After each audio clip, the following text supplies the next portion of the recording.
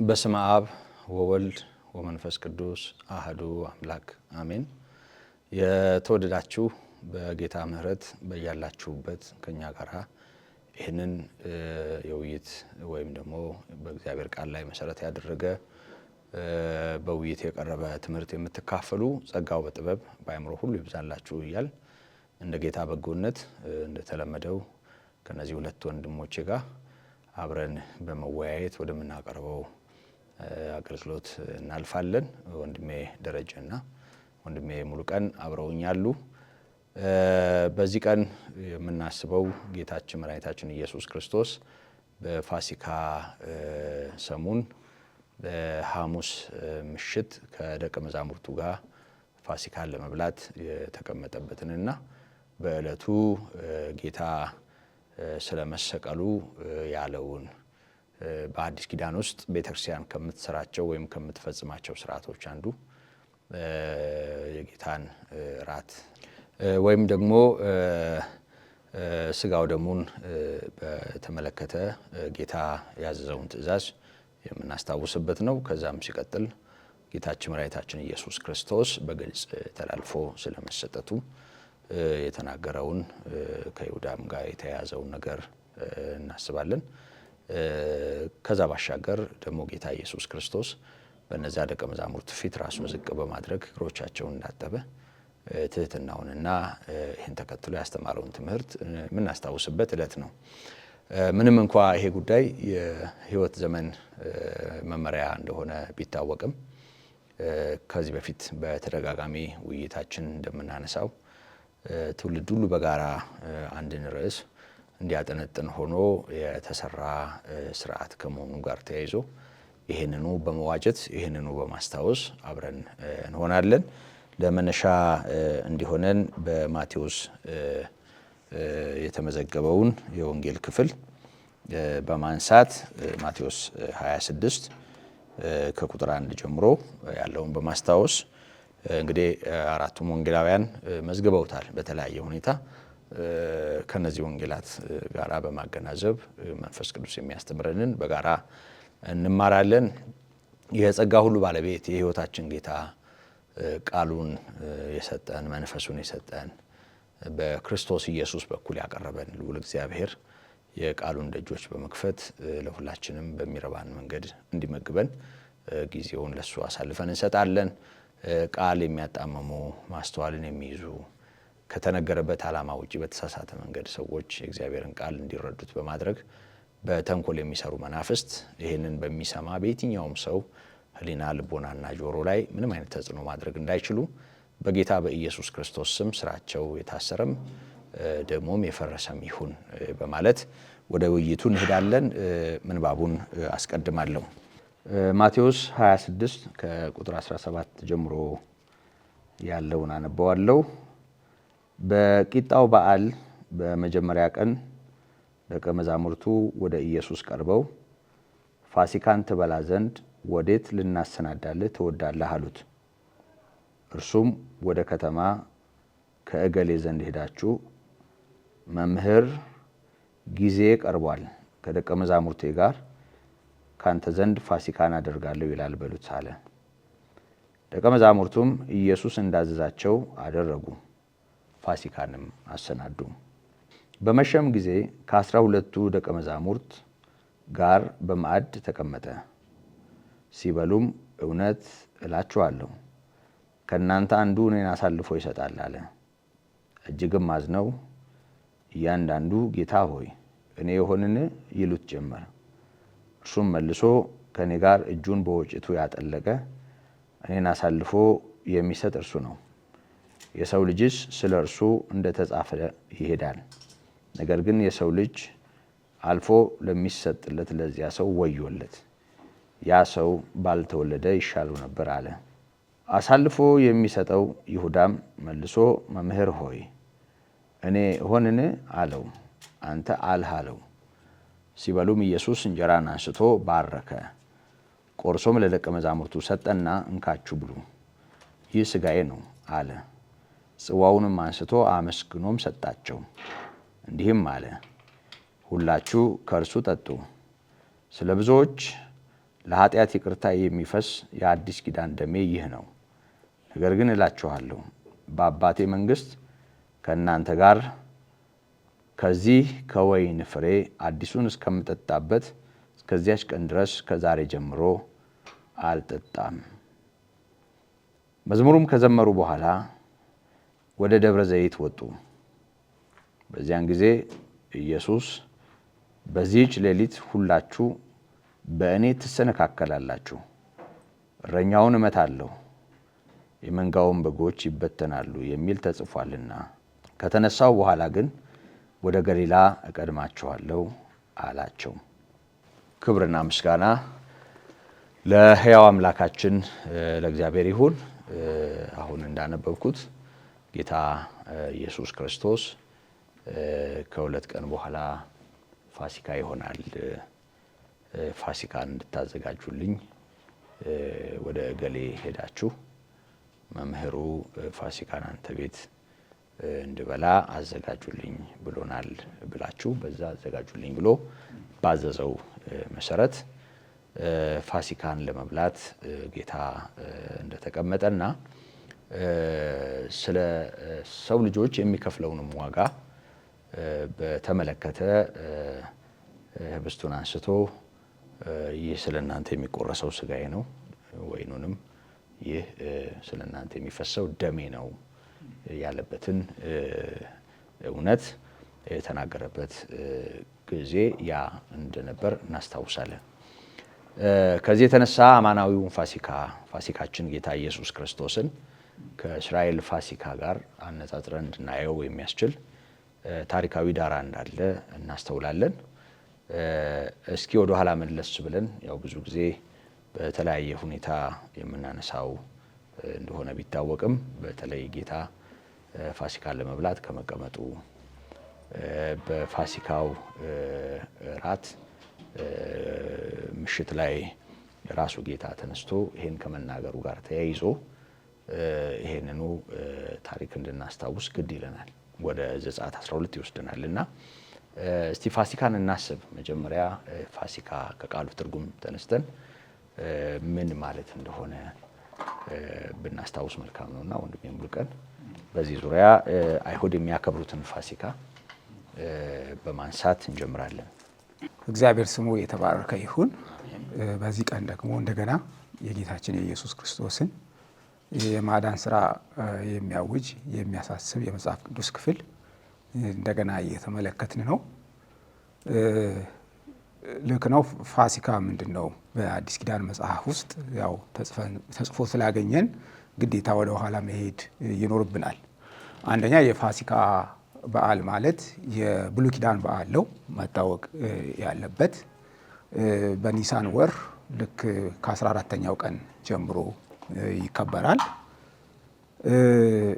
የፋሲካ በዓል ሌላው መጠሪያ የቂጣ በዓልም ተብሎ ይታወቃል። ልክ ፋሲካ ከተበላ በኋላ ቀጥሎ ያለው ሳምንት የቂጣ በዓል የሚታሰብበት ወይም ደግሞ ለቂጣ በዓል የመጀመሪያ ቀን ነው። ፋሲካ የሚለው ማለፍ ፓስኦቨር የምንለው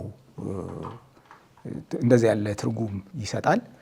እንግዲህ የኦሪት ዘጸአት መጽሐፍ ስናነብ የምናገኘው ታሪክ ነው። ይሄ እስራኤላውያን ብዙ በዓላት አላቸው እንዲያከብሩ እንዲያስቡ እግዚአብሔር በሕግ ያዘዘው። ፋሲካ የተለየ በዓል ነው። ትልቅ ትርጉምና ትልቅ ቦታ ይሰጠዋል። ለዚህም ነው ጌታ ይህንን ቀን እንደ አንድ እስራኤላዊ ወይ ደግሞ የእግዚአብሔር በዓል ስለሆነ መከበር መታሰብ አለበት። በዚህ ቀን የእግዚአብሔር ስራ ነው የሚታሰበው። የትኛው የእግዚአብሔር ስራ? እግዚአብሔር በግብፅ የሰራው ስራ። እንግዲህ እንደምናውቀው ወደኋላ እግዚአብሔር ለአብርሃም በሰጠው ተስፋ መሰረት የሆነ ነው። እግዚአብሔር ከአብርሃም ጋር የተስፋ ቃል ምንድን ነው ኪዳን ከገባ በኋላ ተስፋ ከሰጠው በኋላ የእሱ ወገን የእሱ ቤተሰብ ወደ ግብፅ እንደሚወርድ በዛም ለ430 ዓመት እንደሚቆይ ከዛም እግዚአብሔር ሕዝቡን እንደሚያወጣ አስቀድሞ ተናግሯል። በሰጠው ተስፋ መሰረት እንግዲህ ህዝቡ ከዛ ተነስቶ ለአብርሃም ወደ ተገባለት ምድር ወይ ደግሞ ቦታ እንዲሄዱ እግዚአብሔር ስራ የጀመረበትን ሁኔታ ነው የሚያወሳው። እንግዲህ ነገሩ እንዲህ ነው እንደምናውቀው እንግዲህ እስራኤል 72 ነፍስ ሆኖ ነው ወደ ግብፅ የወረደው። በ400 ዓመታት ውስጥ በሚሊዮን ወደሚቆጠር ህዝብ እንዳደገ እናውቃለን። መጀመሪያ እስራኤል ወደ ግብፅ ሲወርድ እንደምናስታውሰው በታላቅ ክብር ነው ያዕቆብ በሰረገላ ወደ ግብፅ የገባው ዮሴፍ በነበረበት ዘመን። ግን ከቀን ወደ ቀን ዮሴፍን የማያውቅ ደግሞም በእስራኤል ላይ በጠላትነት የተነሱ ነገስታት በግብፅ እየተሾሙ ሲመጡ በእስራኤላውያን ላይ ብቻ ሳይሆን ሌላውንም ህዝብ በመጨቆን ባሪያ በማድረግ ሰራተኛ በማድረግ ረጅም ጊዜ ያስቸግሩ ይጨቁኑ እንደነበር በብዙ በእግዚአብሔርም ቃል ይሁን በታሪክ ይታወቃል። እና እግዚአብሔር ህዝቡን ከዛ ለማውጣት ህዝቡ እግዚአብሔርን እንዲያመልክ በሙሴ አማካይነት እግዚአብሔር ፈርዖንን አነጋገረ። ፈርዖን ህዝቡን መልቀቅ ስላልፈለገ እግዚአብሔር 10 የሚደርሱ ልዩ ልዩ ምልክቶች እግዚአብሔር ተአምርና መቅሰፍት ወደ ግብፅ በመላክ ህዝቡን እንዲለቁ በተደጋጋሚ ጠየቀ። ያ ሳይሆን ቀረ። በመጨረሻ የግብፅ በኩር ሁሉ ተመታ። በዚህ ምሽት እንግዲህ እግዚአብሔር አስቀድሞ ለሙሴና ለሽማግሌዎቹ በተናገረው መሰረት በእስራኤላውያን ወይ ደግሞ በአይሁድ በር ላይ በጉበኑ ላይ ደም እንዲያደርጉ የፋሲካ የሚባለውን አሁን ታርዶ በዘመናት ውስጥ የሚበሉት የሚያስቡት ስርዓት በዛ እንዲጀምር ተደረገ። በዛ መሰረት የሌላው የግብፃውያን ቤተሰብ በኩር ሲሞት እግዚአብሔር ያን ቀን በእስራኤል ደጅ ላይ አለፈ በምህረት እና ያ በየዓመቱ ይታሰባል። እግዚአብሔር በግብፅ ያደረገው ለህዝቡ ያሳየው ምህረት ህዝቡን ከዛ ለማስለቀቅ የሰራው ስራ ይሄ መታሰቢያ በእግዚአብሔርና በህዝቡ መካከል የቆመ ነው። እንዴት ከግብፅ ወጥተው ወደ ምድራቸው እንደገቡ እና ታሪኩ ይህና ከዚህም በላይ ሰፋ አድርገን ማውሳት እንችላለን። እንግዲህ ይሄ በዓል በየዓመቱ እየተከበረ ቆይቷል። እስራኤላውያን በምርኮ ወደ ባዕድ ምድር እንኳ በሄዱበት ሰዓት ይሄ በዓል ይከበር ነበር። የተበተኑ አይሁድም እየተሰበሰቡ ወደ ኢየሩሳሌም መጥተው አስቀድሞ ባለው ሳምንት በመንጻት ይዘጋጃሉ። ይሄ ክብረ በዓል በተለየ መንገድ የሚታሰብ ነው። እንግዲህ የእግዚአብሔር እቅድ ያስደንቃል። ብዙ ህዝብ በሚሰበሰብበት በፋሲካ ሳምንት ያ በበግ ይደረግ የነበረው ፋሲካ በአማናዊው በግ እንዲፈጸም እግዚአብሔር ነገሮችን ሁሉ እንደዚህ አንድ ላይ ሲያመጣ እንመለከታለን። እንግዲህ ያንን የፋሲካ በዓል ለማክበር ጌታም ልክ እዚህ ጋር እንዳነበብነው ከደቀ መዛሙርቱ ጋር ሊያከብር ተቀምጦ እናየዋለን። እዚህ ውስጥ ከተነበበው አንድ የሚያስደንቅ ክፍል እንግዲህ የፋሲካን የት እንድትበላ ትፈልጋለህ ብሎ ይጠይቁታል። እነሱም ያከብሩታል፣ እሱም እንደሚያከብረው ያውቃሉ። ከዛም በፊት እንግዲህ ባለፉት 3 ወይ 4 ዓመት ሊሆን ይችላል ከደቀ መዛሙርቱ ጋር የቆየው ሲያደርጉት የቆዩት ነው። ጌታ አንድ ሰው እንደሚያገኙ ያም ሰው እንዲያመቻች መልእክት ይልካል።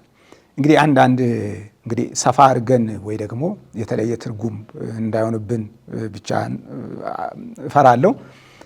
እንግዲህ ይሁዳ በዛን ሰዓት ጌታን አሳልፎ መስጠት ይፈልጋል በዛ ሳምንት።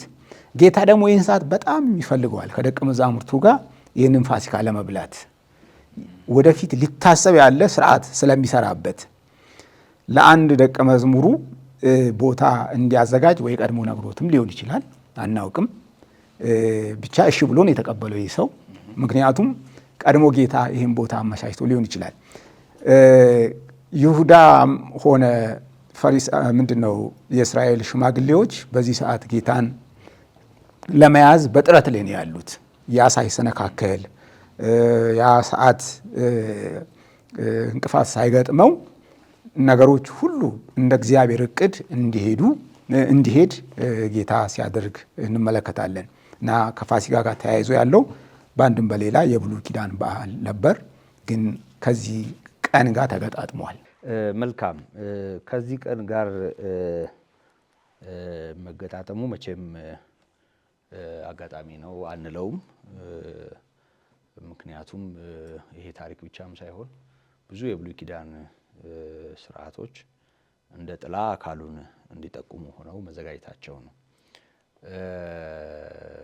ከዛ ባሻገር ፋሲካ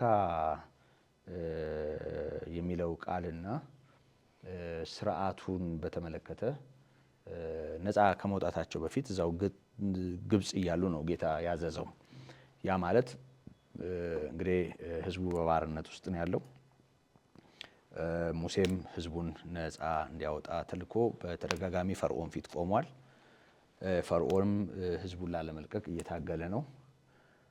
በጣም ለተሰላቸው እና ጥውልግ እያለ እየሄደ ለሚመጣው ለሙሴ የመጨረሻውን ምልክት እንደሚያደርግና በግብፃውያን ላይ ክብርን እንደሚያገኝ እግዚአብሔር ተናግሮ ፋሲካን ምን ማድረግ እንዳለባቸው ጭምር መመሪያ ሲሰጥ እናየዋለን።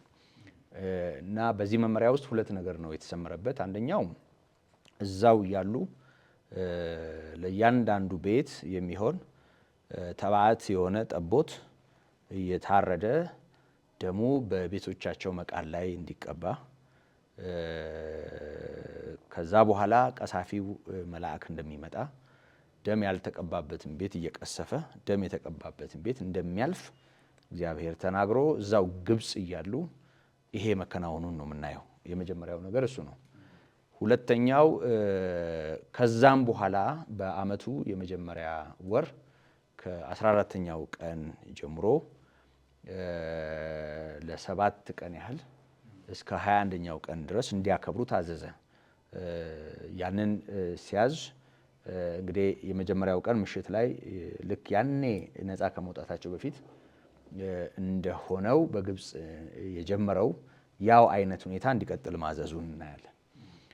ሁለተኛው አመጋገቡንም በተመለከተ ትእዛዝ ሲሰጥ እናያለን። የፋሲካውን በግ እንዴት እንደሚበሉት ወንዶቻቸው ወገባቸውን አሸንፍጠው ወይም ደግሞ ታጥቀው ሸበጣቸውን አድርገው በግራ እጃቸው በትር ይዘው ለሩጫ እንደተዘጋጀ ሰው ቆመው አጎንብሰው በጥድፊያ እየተመገቡ ያንን ፋሲካን በግ እንዲመገቡ አዟል እና ይሄን ትእዛዝ ሲሰጥ ይሄም ስርዓት ይሁናችሁ፣ ለትውልድ ሁሉ ስርዓት ይሁን፣ ለልጅ ልጆቻችሁ ስርዓት ይሁን ብሎ ማዘዙን እናያለን። እንደ ዘላለም ስርዓት አድርጎ ሲያቆመው እናያለን። ከዚህ ጋር በተያያዘ ልጆቻችሁ ምንድን ነው የምታደርጉት ብለው ቢጠይቋችሁ ያንን ታሪክ አስታውሰው ለልጆቻቸው እንዲያስረዱ እርሾ ያልገባበትን መብላታቸውም ቢሆን በጥድፊያ መመገባቸውንም ቢሆን አጠቃላይ ስርዓቱን ቋሚ ማድረጉን እናያለን። ይሄንን ከአማናዊው በግ ከክርስቶስ ጋር እንዴት እናገናኘዋለን? አንዴ የተፈጸመውን ፋሲካ ደግሞ በተደጋጋሚ በትውልድ ሁሉ እስከ ማሰብና ያንን እየተናገሩ የእግዚአብሔርን ማዳን ከማወጅ ጋር ተያይዞ እንዴት አንድ ላይ አያይዘን እንመለከተዋለን? ይህንን ወንድሜ ደረጀ ብታብራራልን መልካም ነው። ምስጋና ለእግዚአብሔር ይሁን። እግዚአብሔር ሕዝቡን የሚጥል አምላክ አይደለም። በተለይ ስለ ፋሲካ ስናስብ ራሱን ጥሎ የኪዳን ሕዝብ ባልሆነ የባዕድ ምድር ውስጥ ባሪያ የነበረ ተስፋ የተገባለት ሕዝብ ነገር አለቀ በሚልበት ጊዜ እግዚአብሔር ነው ያሰባቸው። በሰው ታሪክ ደጋግመን አሁንም ማንሳት ነው የምፈልገው። በሰው ታሪክ ውስጥ የደህንነትን እርምጃ የጀመረው እግዚአብሔር ነው። እግዚአብሔር ነው ወደ ሰው ታሪክ ውስጥ የገባው። በእስራኤል ታሪክ ውስጥ የፋሲካ ሐሳብ የእግዚአብሔር ጉብኝት ነው። የእግዚአብሔር ጉብኝት የመጨረሻው ማሳያው እስራኤል በምንድን ነው የተጎበኘችው? ምንድን ነው በቃ ከባርነት መንጭቆ ያወጣት የመጨረሻ ክፎች ተስፋ የቆረጡበት፣ እነዚህ የተናቁት ደግሞ በጠላቶቻቸው ፊት ለፊት ስፍራ ያገኙበት ሞገስ አግኝተው ሁሉ በራቸውን ወርቃቸውን እስኪሰጡ ድረስ ውጡልን ብለው እስኪገፋፉ ያደረገው ይሄ ጉብኝት ነው። ጉብኝቱ በጣም በሚገርም ሁኔታ ለእስራኤል ሕዝብ ጥበቃ ያለበት፣ አስጨናቂዎቻቸው ደግሞ እንደዚሁ ፍርድ ያለበት ጉብኝት ነው። ይሄ ከምን ጋር ነው? ቅዱሳት መጽሐፍት እንዴት አያያዙት? መጀመሪያ ፋሲካን ሐሳብ ብዙ ጊዜ በቴሌቪዥን በመገናኛ ብዙሃን በተለያየ ጊዜ ትንሣኤን ከፋሲካ ጋር ሰዎች ያገናኙታል። እንኳን ለፋሲካ በዓል አደረሰም ይላሉ። በተለምዶ በእኛ ሀገር ኮንቴክስት እንደዛ በመገናኛ ብዙሃን ይነሳል። ቅዱሳት መጽሐፍት የሚናገሩት ሐዋርያትም የተናገሩት ይህ ፋሲካ ከኢየሱስ ሞት ጋር ነው። የዚህ ፋሲካ ትክክለኛው ትርጉም ትክክለኛው ፍቺ የሰው ያይደለ የእግዚአብሔር በግ ከእግዚአብሔር የተላከ ስለ ሰው በቂ ቤዛ ይሆን ዘንድ በመስቀል ላይ የተሰቀለው ኢየሱስ እንደውም በግልጽ ቋንቋ በፋሲካው በግ ቋንቋ ነው መስቀልን ሲተርክ ፋሲካችን ክርስቶስ ታርዷልና በማለት ነው። ደምድሞ ማለት ነው። ሞት በሰው ሕይወት የሞትም ኃይል በሰው ማንነት ላይ እንዳይሰለጥን ስለ ሰዎች ሞት ቤዛ ለመሆን ትክክለኛ የእግዚአብሔር በግ የዓለምን ኃጢአት የሚያስወግድ ተብሎ እንደተጻፈ የተሰቀለው ኢየሱስ የዚህ ፋሲካ ትክክለኛው ማሳያ ነው። ትክክለኛው ማለት ምንድን ነው? አሁን አዲስ ኪዳን ፋሲካ ስንል ምንድን ነው? የኢየሱስ መሞት፣ የኢየሱስ መቁሰል፣ የኢየሱስ መድማት፣ የኢየሱስ በአደባባይ ራቁቱን መሰቀል እንደው የኢየሱስን መልካምነትና በጎነት ስናይ የሚገባው አይደለም። ስለኛ ግን የተገባ ሆኖ ራሱን ቆጥሮ ራሱን አሳልፎ ሰጥቷል። ኢየሱስ ስለ እኛ የከፈለው ያ ዋጋ በር ተዘግቶ መቃን ተቀብቶ ጉበን ተቀብቶ እና ወገብ ታጥቀው የበሉት ሰዎች እንደዳኑበት እንዳመለጡበት እግዚአብሔር በአደባባይ ውጪ ላይ እንደተደረገ ውጪ በመስዋዕቶቹም እንደተገለጸው ከበር ውጪ ደሙን ሊቀ ካህኑ ወደ ቅድስተ ቅዱሳን አስገብቶ ስጋውን ከበር ውጪ እንደሚያቃጥሉት የናዝሬቱ ኢየሱስ ከበር ውጪ ስለኛ መከራ ተቀበለ እንደሚል ቅዱሱ ቃል ኢየሱስ በመስቀል ላይ መሰቀሉ በመስቀል ላይ መሞቱ መድማቱ ኤሎሄ ብሎ መጮሁ ያ ሁሉ መከራ ያ ሁሉ ውርጅብኝ የተቀበለው የናዝሬቱ ኢየሱስ ፊልምም እንደሚያሳየው አይደለም። በቁጥርም ተቆጥሮ ይሄን ያህል ሺህ ግርፋት ተገረፈበት እስከምንል አይደለም። ጫፉ ብረት ባለበት ስጋን ከአጥንት በሚለይ አሕዛባዊ ጭካኔ በድግግሞች ግርፊያ የደማው የቆሰለው የናዝሬቱ ኢየሱስ በመስቀል ላይ ያፈሰሰው ያ ንጹሕ የእግዚአብሔር በግ መስዋዕት እሱ የዚህ ፋሲካ ትክክለኛው እውነተኛው ትርጉሙ ነው። ያ ፋሲካ አንድ ሕዝብ አንድ ወገንን ከሆነ የባርነት መንደር ወደሚወረስ ምድር እንዲወጡ ምክንያቱ ናቸው። ይሄ እውነተኛው ፋሲካ የናዝሬቱ ኢየሱስ የእግዚአብሔር ጽድቅ ሆነን እንድንቆጠር ስለ እኛ ኃጢአት ሆኖ የተቆጠረበት ያ ድርጊቱ ያ ሁነት ያ የኢየሱስ ስራ የዚህ ፋሲካ ትክክለኛ ማሳያ ነው። አዲስ ኪዳን ላይ ሆነን ቅዱሳት መጽሐፍትን የሐዋርያት ትምህርትን ሆነን ስናይ የምናየው ምንድን ነው ከተባለ ምንድን ነው? ኢየሱስ በመስቀል ላይ የከፈለው ዋጋ ያፈሰሰው ያ ንጹሕ ደም ኃጢአትን ሁሉ ሊያነጻ የሚችል ያ ንጹሕ ደም ያለ ነውር ስለ እኛ እንዲታይልን የታየልን ያ የኢየሱስ ሥራ የዚህ ፋሲካ ለምንለው አሁን እስራኤል በየዓመቱ ቀን ቆጥራ ቀን ሰፍራ ስርዓት ደንግጋ እንደ ቅዱሱ ቃል ሐሳብ የምትፈጽመው ነገር አሁን በቤተ ክርስቲያን ውስጥ ያ ፋሲካ ማን ነው? መቼ ነው? በእርግጥ ፋሲካ እኛ ሀገር እንደ ደስታ ነው አይደል የሚቆጠሩ? ፋሲካ ደስታ አይደለም። ስለ ፋሲካ ሲታሰብ እንደ ፋሲካ የፈንጠዚኛ የምን ይው እርግጥ ነው ለታሰረ በሰይጣን ባርነት ተጨፍድዶ ነፃነት ላጣ ከእግዚአብሔር ጋር እርቅ ላላገኘ የሰው ልጅ እርግጥ ነው ፋሲካ ደስታ ነው። ፋሲካው የታረደው ፋሲካ ግን በደም የጨቀየ ነው። በህመም የቆሰለ ነው። የህመም ሰው የሆነ እና በአዲስ ኪዳን ፋሲካ ምንድን ነው? ሞት በሰው ልጅ በምን አለፈ? በእውነተኛው የእግዚአብሔር ምትክ ቤዛ በኢየሱስ ክርስቶስ ነው። እና ስለ ሞት እንዴት ነው በሰው ህይወት ሊያልፍ የሚችለው? አሁን ብዙ የዕብራውያን ጻፊ ይናገራል በሞት ፍርሃት እና በሞት ፍርሃት የተያዘውን የሰውን ልጅ ሊያድን በስጋና በደም የተካፈለን ኢየሱስ በመስቀል ላይ ስለኛ ዋጋ መክፈሉ ትክክለኛው ፋሲካ እሱ ነው። ፋሲካ ማን ነው ከተባለ አሁን ፋሲካችን ክርስቶስ ምን ነው? ታርዷል።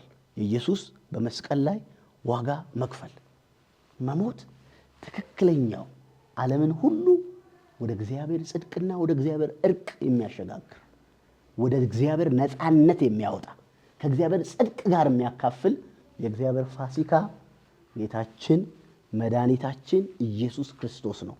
አይሁድ እስራኤል አንዴ አርደው ደጋግመው እንዳሰቡት አንዴ ተሰውቶ ለዘላለም በእግዚአብሔር ፊት ሕያው ሆኖ የሚታይ መስዋዕት፣ ሞትን የሚያሻግር መስዋዕት የናዝሬቱ የኢየሱስ ክርስቶስ በመስቀል ላይ መሞት ነው።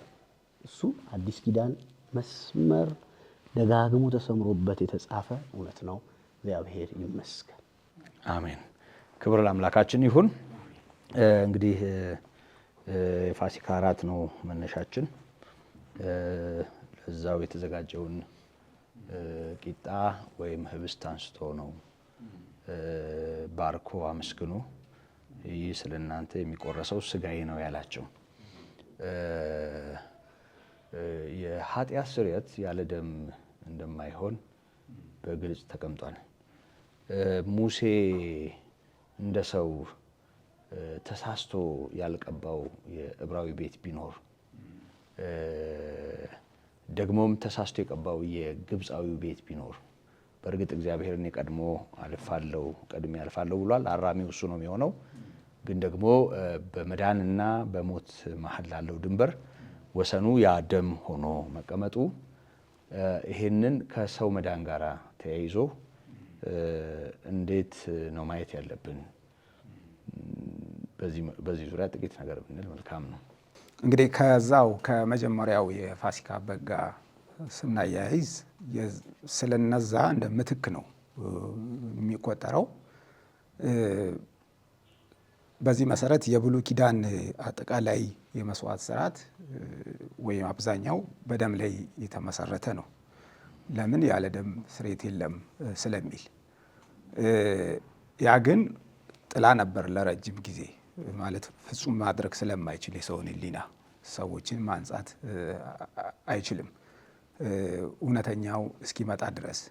በዚህ መሰረት በጌታችን በኢየሱስ ክርስቶስ ሞትና ትንሣኤ ላይ የተመሰረተው እምነታችን እንዲሁም ትምህርታችን እግዚአብሔር በልጁ ላይ የሰውን ሁሉ ኃጢአት በመቁጠሩ ሰዎች በእርሱ ሲያምኑ የዘላለም ሕይወትን ያገኛሉ። ለምን ሲባል ክርስቶስ ኃጢአት የለበትም፣ በደል የለበትም። ግን በእርሱ ላይ ኃጢአት ተቆጥሯል። ቅድም ተነስቷል። እንግዲህ መጥምቁ ዮሐንስ ይህንን መሰረት አድርጎ የሚናገር ይመስላል። የፋሲካው በግ ይመስላል ንግግሩ። እነሆ የዓለምን ኃጢአት የሚያስወግድ የእግዚአብሔር በግ ብሎ ወደ እርሱ ይጠቁማል። በግ የሚለውን አይሁድ ያውቁታል። በግ ለምን እንደሚያገለግል አንደኛ የፋሲካው በግ አለ። በሌላ ጊዜ ደግሞ ለበደል አንዳንድ ጊዜ የሚያቀርቡት ወይም ለኃጢአት ስርየት በየዓመቱ የሚያቀርቡት የበግ መስዋዕት ወይ ደግሞ የደም መስዋዕት አለ። በዚህ መሰረት ጌታ ኢየሱስ ግን ይህን ሁሉ ይጠቀልልና አማናዊው እውነተኛው አዳኝ ይሆናል ማለት ነው በሰውና በእግዚአብሔር መካከል። እንዴት ሆኖ በምን ምክንያት ካልን በብሉይ ኪዳን ውስጥ ይህን ተምረነው መተናል። ይህንን ያውቁታል እነሱም።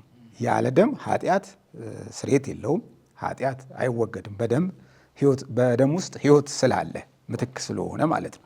ወደ ኋላም ሄደን በኦሪት ዘፍጥረት ከተመለከትን ይሄ ምሳሌ አስቀድሞ ተደርጓል። አዳምና ሔዋን ከገነት ሲባረሩ እነሱ አስቀድሞ ያገለደሙት ቅጠል ነበር። ያንን የሚተካ ስለ እነሱ አንድ እንስሳ ሞተ ወይ ደግሞ ታረደ። ያንን ቆዳ አልብሷቸው ነው እንግዲህ ከዛ የወጡት። ይሄ አስቀድሞ ለምሳሌ ልክ ዮሐንስ እነሆ የዓለምን ኃጢአት የሚያስወግድ የእግዚአብሔር በግ ስንል ይሄኛውንም ሊወክል ይችላል። ወደ ኋላ ሄደን አንደኛ ይህን ይወክላል፣ ሁለተኛ የፋሲካውን ይወክላል፣ ሶስተኛ ደግሞ በየዓመቱ የሚያደርጉት የሊቀ ካህኑ በደም ወደዛ ይገባል። ልክ ነው። የተለያየ የጊደር ደምም መሰልም ነገር ይደረጋል። ይህ ሁሉ በመጽሐፍ ጥላ ሆኖ ዝም ብሎ ይሄድ ነበር ማለት ነው። በጥላ ቆይቷል።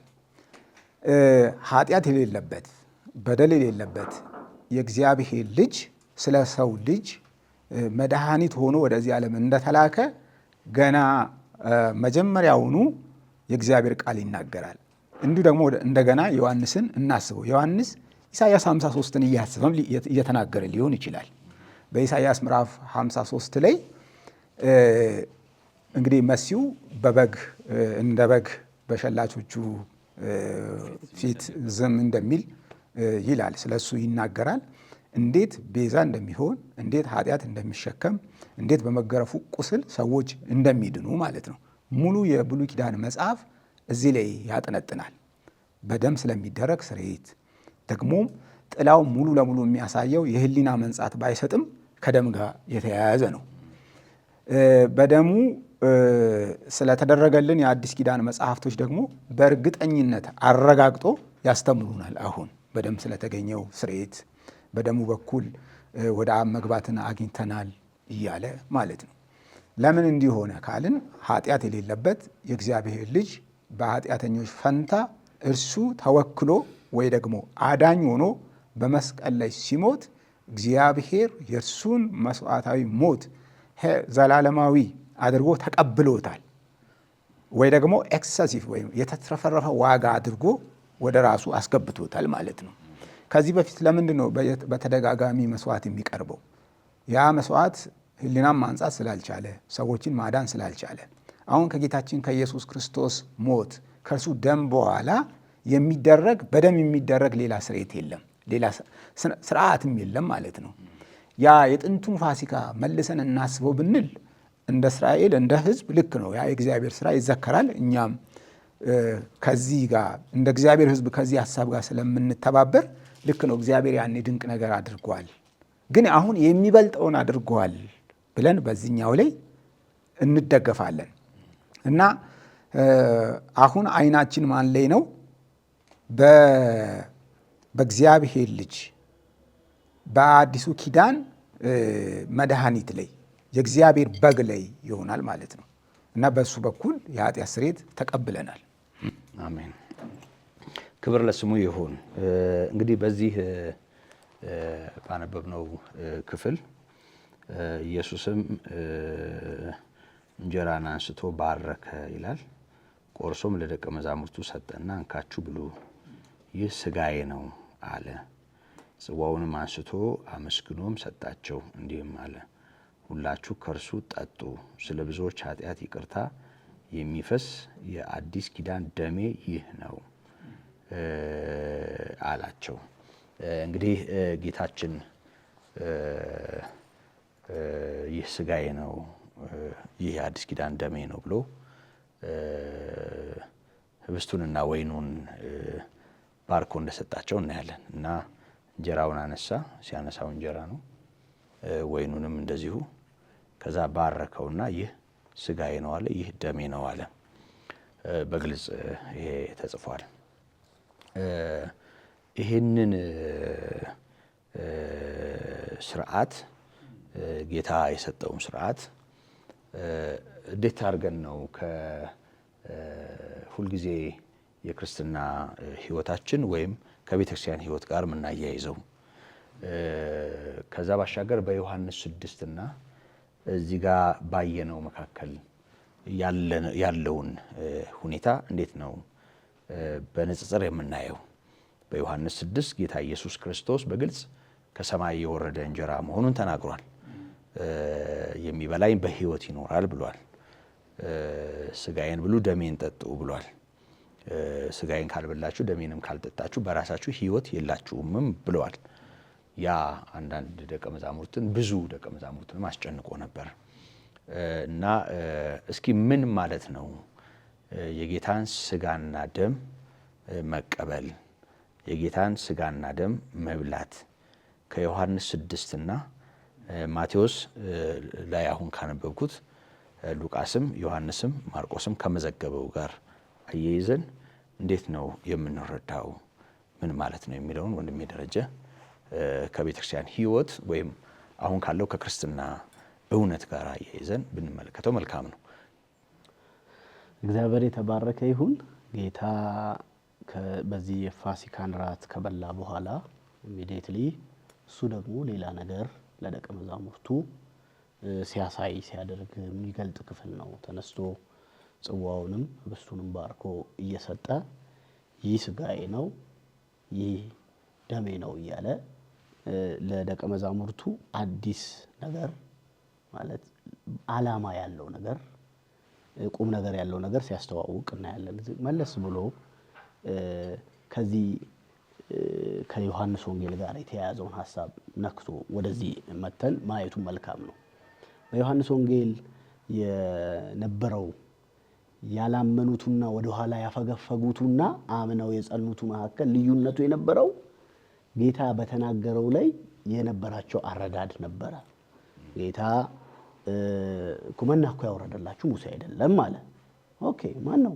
ሰማይ አባቴ ነው የሚያደርገው እና ለዘላለም ሕይወት የሚሆን የሕይወት እንጀራ እኔ ነኝ አለ። ኦኬ ከዛ ስጋዬን ብሉ አለ። ደግሞ ጠጡም አለ። ምንድን ነው ምናረው? ይዟን ብንቆራረሰው ፊዚካሊ አይተውት ጭቅጭቅ ብና ይበቃል።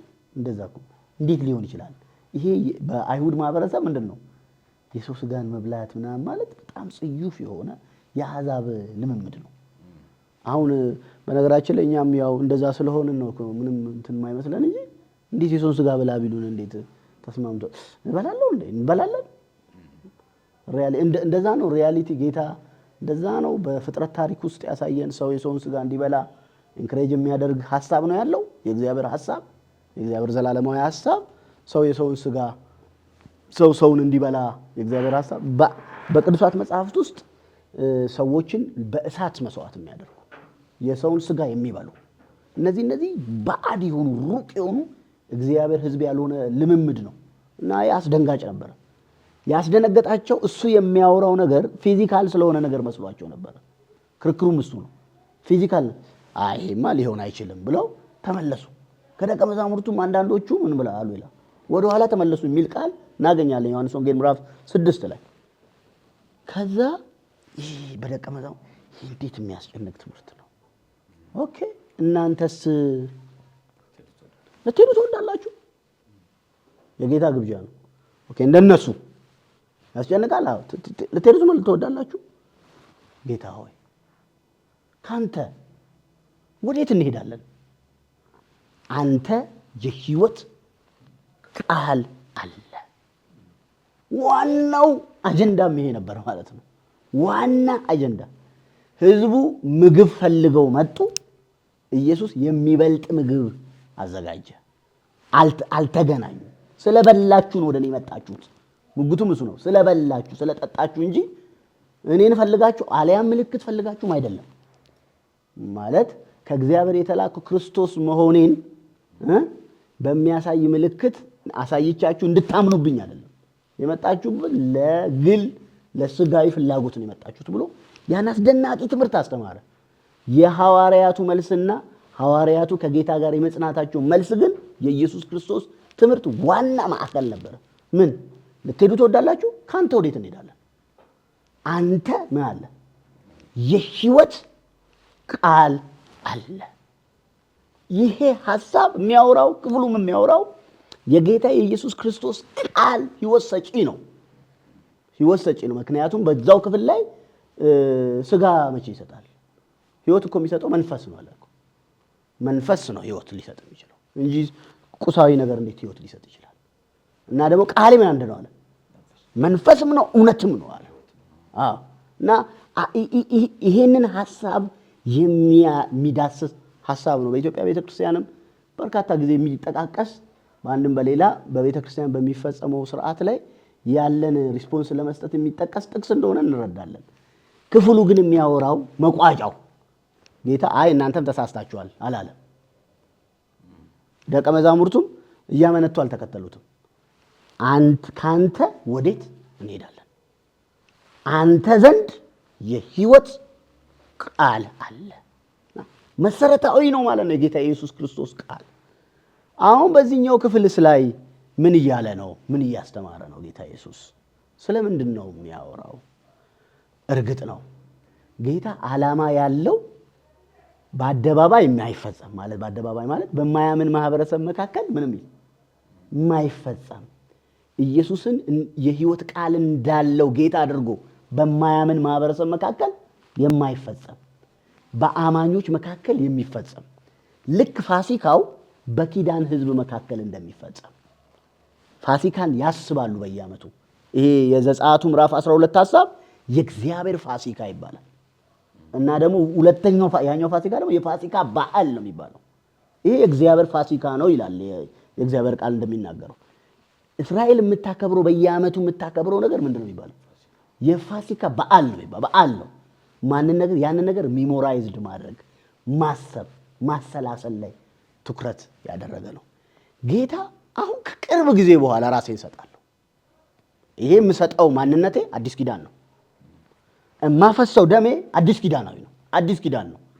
እግዚአብሔር በብሉይ ኪዳን ህዝብ መካከል ኪዳኑን ሲመሰረት በደም ላይ ነው የመሰረተው እና ወደ መረጨት ደም አይደለም የሚለው የእግዚአብሔርን ቃል እንደሚናገር ወደ መረጨት ደም፣ ወደ ፍየሎች፣ ወደ በጎች፣ ወደ እንደዚህ አይነት ነገር እኮ አይደለም የደረሳችሁት። ወዴት ነው የደረሳችሁት? የሁሉ ዳኛ ወደሚሆን የአዲስ ኪዳን መካከለኛ ወደሚሆን ከአቤል ደም ይልቅ ወደሚናገር ወደ መረጨት ደም ነው የደረሳችሁት። ከፍ ያለ ሌቭል ነው የመጣ ከፍ ያለ የእግዚአብሔር የመጨረሻ የመለኮቱ ጉብኝት ላይ ነው የመጣችሁት ይላችኋል ዕብራውያን ጻፊ ምዕራፍ 12 ላይ ይህንን ሐሳብ ሲያነሳ እዚህ ክፍል ላይ አሁን ከጥቂት ቀን በኋላ በነገራችን ላይ እንደው ደጋግመን ማንሳትም ይገባናል። በዚህ ሰሞን ጌታ ኢየሱስ በአባቱ የዘላለም ፍቃድና ምክር ውስጥ ያለውን እውነት ለደቀ መዛሙርቱ ደጋግሞ ይናገር ነበር። በተለይ አሁን ቅድምን ባነሳነው ክፍል ላይ በተነበበው ክፍል ላይም እንዲህ እኮ የሚል ቃል አለ። የማቴዎስ ወንጌል ምዕራፍ 26 ቁጥር 2 ላይ እንዲህ ይላል፣ ከሁለት ቀን በኋላ ፋሲካ እንዲሆን ታውቃላችሁ ካለ በኋላ የሰው ልጅም ሊሰቀል አልፎም ይሰጥ ዘንድ አለ ይላል። ይህንን ቃል ደጋግሞ ነው ጌታ የተናገረው፣ በድግግሞች ማለት ነው። የሰው ልጅ በክፎች ይያዛል፣ ይገርፉታል፣ ያንገላቱታል፣ መከራ ይቀበላል፣ ይሰቀላል፣ ይሞታል። በሶስተኛው ቀን ከሙታን የጌታ ኢየሱስ ክርስቶስ ወደ ኢየሩሳሌም እየቀረበ በመጣ ቁጥር በተለይ በማቴዎስ ወንጌል አረዳድ ክፍል መሰረት ከምዕራፍ 16 ጀምሮ አንተ ክርስቶስ የሕያው የእግዚአብሔር ልጅ ነህ ብሎ ከመሰከሩለት በኋላ ኢየሱስ ደጋግሞ ነው የተናገረው ማለት ደጋግሞ እየደጋገመ የሰው ልጅ በሰዎች በክፎች እጅ፣ በአይሁድ እጅ፣ በአሕዛብ እጅ ተላልፎ እንደሚሰጥ፣ መከራ እንደሚቀበል፣ እንደሚሞት፣ እንደሚሰቀል ከዛ ከሙታን ተለይቶ እንደሚነሳ ጌታ ኢየሱስ ደጋግሞ ያስተማረው ትምህርት ነው። ከቀናት በኋላ ጌታ ኢየሱስ ክርስቶስ ይሄ እንደ ጥቅም እንደሌለው እና እንደ ይሻራል ብሎ በኤርሚያስ በተናገረው ቋንቋ መሰረት ምዕራፍ 31 ቁጥር 31 ጀምሮ በተጻፈው መሰረት ትንቢተ ኤርሚያስ ምዕራፍ 31 ቁጥር 31 በተጻፈው መሰረት አሁን ይሄ የሚሻረው በማይሻረው ሊተካ አሮጌው በአዲሱ ሊለወጥ አዲሱ ባይኖር አሮጌው አሮጌ ባልሆነ ነበር እንደሚል በዛ ሊለወጥ የናዝሬቱ ኢየሱስ በአደባባይ የእግዚአብሔር ሕያው መስዋዕት ሆኖ የአዲስ ኪዳን ትክክለኛ ለውጥ ሆኖ ምትክ ሆኖ ጥላው በአካል ምሳሌው በእውነት ሊተካ ትንቢቱ በፍጻሜ ሊደመደም የናዝሬቱ ኢየሱስ በመስቀል ላይ ይሰቀላል። ይሄ የኔ ሥጋ ስለ እናንተ የሚቆረስ ምንድን ነው? የአዲስ ኪዳን ሥጋዬ ነው። የኔ ማንነት እንዲህ ነው። በቃ ለአዲስ ኪዳን የሚሆን ነው። ኦኬ። ደምስ ለአዲስ ኪዳን የሚሆን ደሜ ነው። ይፈሳል። ይሄ ደሜ ለአዲስ ኪዳን የሚሆን ደም ነው። ህዝቡ ላይ መጽሐፉ ላይ ከተረጨው ከብሉይ ኪዳኑ ደም ይሄ የተለየ ደም ነው። ታዲያ እናንተ ግን ብሎ ይሄ አሁን የምታደርጉ የሚካፈሉትን ህብስት ዓላማ ይነግራቸዋል። ዓላማውን በብዙ ክፍል በሁለት ክፍል ተደጋግሞ ተጠቅሷል። በሉቃስ ወንጌል ምዕራፍ 22 ላይ እንዲህ ተጠቅሷል። ለምንድን ነው ይሄንን የሚያደርጉት የሚለው እንዲህ ይላል። ሉቃስ 22 ቅዱስ ሉቃስ ሲናገር ቁጥር 14 ጀምሮ ሰዓቱም በደረሰ ጊዜ ከ12ቱ ሐዋርያት ጋር በማዕድ ተቀመጠ። እርሱም ከመከራዬ በፊት ከእናንተ ጋር ይህንን ፋሲካ ልበላ እጅግ እመኝ ነበር እላችኋለሁ፣ በእግዚአብሔር መንግሥት እስኪፈጸም ድረስ ወደፊት ከዚህ አልበላም አላቸው። ጽዋውንም ተቀበለ፣ አመስግኖም ይህንን ካችሁ በመካከላችሁ ተካፈሉት እላችኋለሁና የእግዚአብሔር መንግሥት እስክትመጣ ድረስ ካሁን ጀምሮ ከወይኑ ፍሬ አልጠጣም አለ። እንጀራውንም አንስቶ አመስግኖ ቆረሰ፣ ሰጣቸውና ስለ እናንተ የሚሰጠው ሥጋዬ ይህ ነው፣ ይህንን ለመታሰቢያዬ አድርጉት። እንዲሁ ከእራት በኋላ ጽዋውን አንስቶ እንዲህ አለ፣ ይህ ጽዋ ስለ እናንተ የሚፈስ በደሜ የሚሆን አዲስ ኪዳን ነው። አስደናቂ ነው። አስቡት። እስራኤል ሁል ጊዜ ደጋግማ ያንን ፋሲካ ታስባለች። የፋሲካ በዓል ላይ ክርስቲያኖች አማኞች ተሰብስበው ይህንን ጽዋ በጠጡ ጊዜ ይህንን ህብስት በቆረሱ ጊዜ ምን እንዲሉ እንዲያስቡት፣ ምኑን እንዲያስቡ? ሞቱን በሐዋርያት ትምህርት ውስጥ በደንብ ትንሣኤውን እያሰቡ ምን እንዲሉ? ኦኬ ጌታ እኮ እንዲህ ነው ዋጋ የከፈለው። ምን እንዲሁ ጌታ ምን ይፈልጋል? ምን እያለ ነው ማለት ነው? ቅዱሳን በተሰበሰቡበት ህብረት የኢየሱስ ክርስቶስ በመስቀል ላይ የሰራው ስራ ዋነኛ ሐሳብ፣ ዋነኛ ምክር፣ ዋነኛ ትኩረት ደግሞ ለትንሣኤው ምስክር መሆን ደግሞ የቤተ ክርስቲያን ዋና ዓላማ እንዲሆን አድርጎ ጌታ ኢየሱስ ይህን ነገር ሰጠ። ክፍሉ ስለዚህ ሐሳብ የሚናገር ነው። አስደናቂ ነው። አሁን ከጌታ በቀርም በቤተ ክርስቲያን ውስጥ ንጉስም የለም፣ ማዕከልም የለም፣ ዋናም የለም፣ የሚሰበክም የለም። ከመስቀሉ በቀርም ቤተ ክርስቲያን ለኃጢአተኛ ዓለም የምሰብከው የኃጢአት መድኃኒት የላትም። ለተስፋ ለቆረጠውም ዓለም ከትንሣኤውም የበለጠ ተስፋና ከትንሣኤውም የበለጠ የጽድቅ መልእክት ሌላ የለንም። ኢየሱስ አሁንም በዚህ ጉዳይ ማዕከል እንደሆነ ተናግረናል። እግዚአብሔር የተባረከ ይሁን። ክብር ለስሙ ይሁን።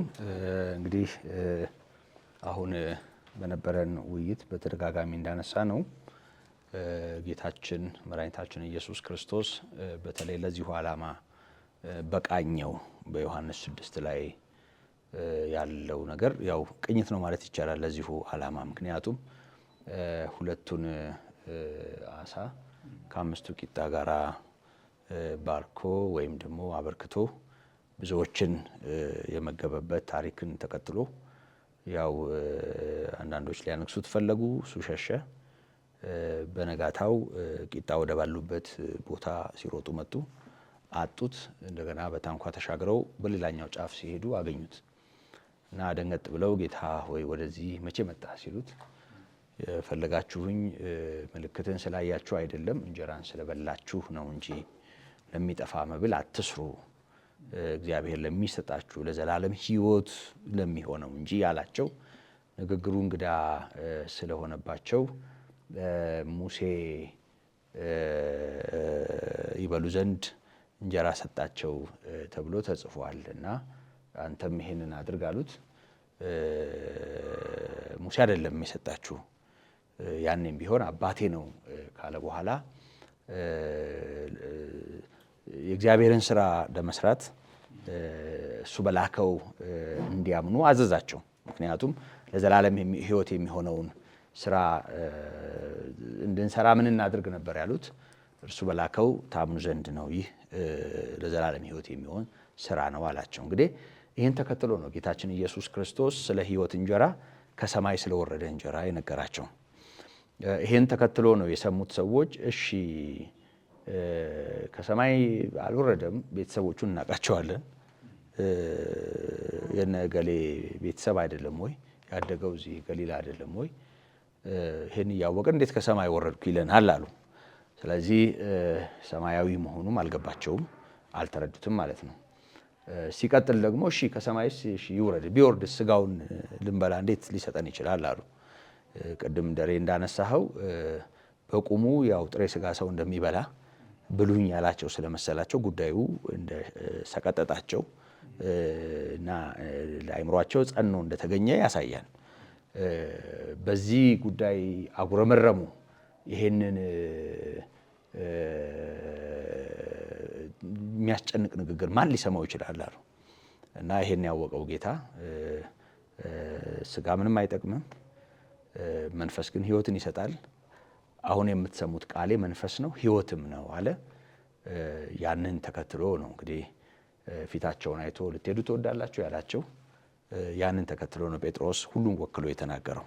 አንተ የዘላለም ሕይወት ቃል አለ፣ ወደዚህ ዓለም የመጣኸው የሕያው እግዚአብሔር ልጅ ክርስቶስ መሆንህን አውቀናል፣ አምነናል አሉ። አዎ ብዙዎቹ አምነው ስለነበረ እናንተ ታምናላችሁ፣ ግን በመካከላችሁ ዲያብሎስ አለ አለ። ስለ ይሁዳ ተናገረ። እንግዲህ ይሄ ታሪክ ቀጥታ ከፋሲካው በግ ጋር ብናገናኘው ጌታ ኢየሱስ ክርስቶስ ወደ መስቀል ከመምጣቱ ቀናት በፊት ረጅም ቀን በፊት የተናገረው ነው። ምክንያቱም በዛው ሰሞን በዛው ዋዜማ ያለው አይደለም፣ ዮሐንስ 6 ላይ ያለው። ከዛ ባሻገር ወደ ማቴዎስና አሁን ወደ አነበብናቸው የመጽሐፍ ቅዱስ ክፍሎች ስንመጣ ደግሞ ጌታ ገና ሊሰቀል ነው ያለው፣ ገና አልተሰቀለም። ሐሙስ ምሽት ነው፣ በነጋታው ይሰቀላል። ከመሰቀሉ በፊት ነው በደሜ የሚሆን አዲስ ኪዳን ነው፣ ስለ እናንተ የሚቆረስ ስጋዬ ነው ያለው። ስለዚህ ጌታ ተቆርሶ የተቆረሰ ስጋ እየበሉ ሳይሆን ደሙ ፈሶ የፈሰሰ ደም በዋንጫ እየጠጡ ሳይሆን፣ ሲጀመር የፈሰሰ ደምና የተቆረሰም ስጋ የሰው ስጋም አይበላም። ያንን እያደረጉ ሳይሆን ያ የሚከፈለው ዋጋ ለነሱ ሕይወት የተከፈለው ዋጋ እንደሆነ እንዲያምኑ ጌታ እየነገራቸው ነው። ዮሐንስ 6 ላይ እሱን ነው የሚያሳየን። እንደውም የጴጥሮስ ንግግር አንተ የዘላለም ሕይወት ቃል አለ፣ ካንተ ወደ ማን እንሄዳለን ሲለው ጌታ የተናገረው መቀበሉ ማመኑ ለዘላለም ሕይወት የሚሆነውን እውነት አሜን ማለቱን ነው የሚያሳየው። በሌላ ቋንቋ ቃሌ መንፈስ ነው ሕይወትም ነው እንዳለ ይሄን መንፈሳዊ መብል የመመገብ ወይም ደግሞ እንጀራ የመብላትን ጉዳይ ነው ማለት ነው የተናገረው። ስለዚህ መንፈሳዊ መብል መብላት ማለት ጌታ ኢየሱስ ክርስቶስ ቀራንዮ መስቀል ላይ በሁለት ወንበዴዎች መካከል የከፈለው ዋጋ፣ ያ የተቆረሰው ስጋ ቅድምም ተገልጧል። ይሄ የተሰባበረ የቀንድ ስብርባሪና የብረት ቁርጥራጭ በታሰረበት የሮም ጅራፍ የአካሉ የሚበጠቅበት አጥንቱ እስኪቆጠር ድረስ መከራ የሚቀበልበት በደም ተዥጎርጉሮ የሚታይበት ያ መከራ ለሰው የተከፈለ ዋጋ መሆኑን ማመን፣ ይሄ ለእኔ ሕይወት የተከፈለ ዋጋ ነው ብሎ ይህንን አሜን ማለት መንፈሳዊ መብል መብላት ነው።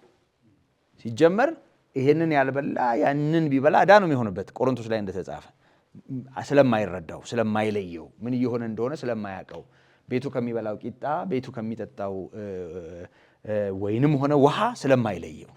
ስለዚህ የመጀመሪያው ነገር ያንን መመገብ ነው። ልክ ነው። ጌታ ኢየሱስ ክርስቶስ ከመሰቀሉ በፊት ነው ይሄንን ስርዓት ያቆመው። ጌታ ተሰቀለ፣ ሞተ፣ ሞትን ድል አድርጎ ተነሳ። ከዛስ በኋላ ቤተ ክርስቲያን ይህን ስርዓት ስትፈጽም ምንድን ነው የምታደርገው? ልክ ነው።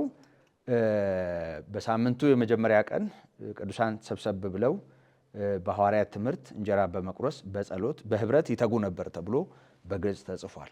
እንጀራ መቁረስ የተባለው ይሄንን ማሰብ ማለት ነው።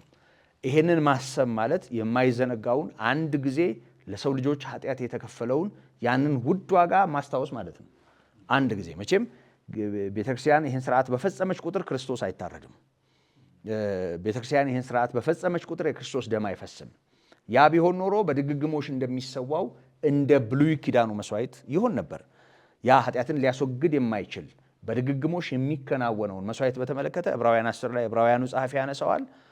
የሚፈጸምበትን ዓላማ የማይፈጽም ይለዋል። የሚፈጸምበትን ዓላማ አይፈጽምም። ያ ማለት ለኃጢአት ስርየት ነው የሚቀርበው፣ ግን ኃጢአት አይሰረይም። ሰውን ከእግዚአብሔር ጋር ለማስታረቅ ነው የሚቀርበው፣ ግን ሰው ከእግዚአብሔር ጋር አይታረቅም። ያ ቢሆን ኖሮ እንደዛ ይሆን ነበር። ይሄኛው ግን የእግዚአብሔርን ፈቃድ ለማድረግ የመጣው አማናዊው በግ፣ አንዴ ለሁላችንም የታረደው በግ ሁልጊዜ ቤተክርስቲያን ሰብሰብ ስትል አታርደውም፣ አትሰዋውም። አንዴ ነው የሆነው። ልክ እንደ እስራኤል ፋሲካ አንዴ ነው የሆነው። ግን ሁልጊዜ እሱን እናስባለን። የምናደርገው ተራም እንጀራ መብላትም አይደለም፣ ተራ ቂጣ መቁረስም አይደለም። እንደ ተራ መብል መታሰቢያ ነው፣ ዝም ብሎ ማስታወሻ ነው ብለን ደግሞ አናቀለውም። ምክንያቱም ጳውሎስ ይህን ስርዓት በተመለከተ ከጌታ የተቀበልኩትን ለእናንተ አሳልፌ ሰጥቻለሁ ባለበት በአንደኛ ቆሮንቶስ ምዕራፍ 11 ላይ በግልጽ ጌታችን ኢየሱስ ክርስቶስ ተላልፎ በተሰጠባት ምሽት ህብስቱን አንስቶ ይህ ስለ እናንተ የሚቆረሰው ሥጋዬ ነው፣ ወይኑንም አንስቶ ይህ ስለ እናንተ የሚፈሰው በደሜ የሚሆን ሐዲስ ኪዳን ነው፣ ለመታሰቢያ አድርጉት አለ ይላል። ይሄን ካለ በኋላ ወረድ ብሎ የጌታን ሥጋና ደም ሳይገባው ወይም ሳይገባው የሚበላ የጌታ ሥጋና ደም ዕዳ አለበት በማለት ያ ስርዓት ከጌታ መስቀል ጋር መያያዙን ሲናገር እናየዋለን። ችግር የሚሆነው በአገልጋዩ የአገልግሎት አቅም፣ በቤተ ክርስቲያን ስርዓት ህብስት ወደ ሥጋነት ይቀየራል፣ ወይን ወደ ደምነት ይለወጣል የሚል አስተሳሰብ ሁልጊዜ በምናደርገው ነገር በዚህ መልኩ መለወጥ ይሆናል ብሎ ማሰብ ነው እንጂ ችግሩ ግን ህብስቱ ከክርስቶስ ሥጋ ጋር ህብረት አለው፣ ወይኑም ከክርስቶስ ደም ጋር ህብረት አለው። ይሄንን እናምናለን። ይሄ ሁልጊዜም ቢሆን መስተዋል አለበት። ምክንያቱም ዛሬ ድነን እንደገና ደግሞ የሆነ ቀን ከደህንነት ወጥተን ደግሞ ዞር ዞር ብለን መተን ስንቀበል ደግሞ የዘላለም ሕይወት አግኝተን ደግሞ ስንሄድ ደግሞ የሆነ ነገር ሆነን እንደሱ አይነት ግራ የገባው ነገር አይምሯችን ላይ እንዳይኖር አንድ ጊዜ ለሁል ጊዜ የተሰዋውን አማናዊውን በግ ጌታ ኢየሱስ ክርስቶስን አሜን ለኔ ሕይወት ይህን ውድ ዋጋ ከፍሎ ከሞት ወደ ሕይወት ከጨለማ ወደ ብርሃን አሻግሮኛል ብለን የምናምን ሰዎች ይህን ባመንበት ቅጽበት ሽግግሩ ተከናውኗል። እና ታዲያ ምንድን ነው የምናደርገው? ይሄንን እውነት በመረዳት ሁልጊዜም ደግሞ ራሳችንን በመመርመር ምክንያቱም ራሳችንን ባመረምር ባልተፈረደብን ነበር ስለሚል በመመርመር ሁልጊዜ የተባረከው ተስፋ እስኪመጣ ድረስ ላለን ሕይወት በምድር ላይ ከጌታ ጋር ያለንን ነገር እያደስን በጸሎትም እግዚአብሔርን በመፍራትም እንጀራን በመቁረስም በቋሚነት መኖር እንዳለብን ቅዱሳት መጻሕፍት ያስረዳሉ። እንደው ከተጻፈው ለጥጦ ሌላ መልክ ከመስጠትም ጋራ እንደገና ደግሞ አሳንሶ ቤት ከምንበላው እንጀራ አለመለየትም ሁለቱም ዋጋ ስለሚያስከፍል እንደው በዚህ ዙሪያ ጥቂት ነገር ብለህን በዚህ ዕለት ጌታ ኢየሱስ ክርስቶስ ወዳከናወነው በትህትና ወደ ተገለጠው ነገር ብንሻገር መልካም ነው። ሁለቱንም አንድ ላይ ማንሳት ትችላለን።